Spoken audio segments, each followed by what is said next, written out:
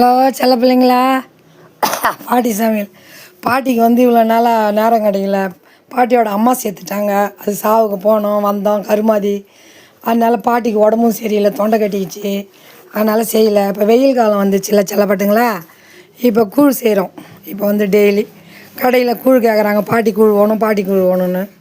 அதாவது 2 படி மாவு, பெருபடியால் 2 பெருபடி மாவு போட்டு ஒரு மாவை போட்டு கரைச்சிடணும். காலையில் மத்தியானமாக 1.5 படி கம்பை போட்டு ஊற வச்சு வடிகட்டிட்டு அரைச்சிட்டு வடிகட்டிட்டு மிக்சியில் நல்லா கொஞ்சம் ஒன்றும் பாதியமாக அப்படி நொய் மாதிரி அரைச்சி கொட்டிடணும்.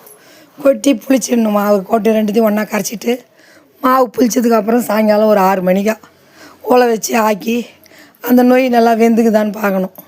வெந்து போயிருந்துச்சின்னா கூழ் கட்டியாகி வெந்து போயிடும். அப்படியே இறக்கி மூடி வச்சுட்டு காலையில் கூழை கரைச்சி வெங்காயம் மோர் மிளகா போட்டு கொடுக்க வேண்டியது தான்.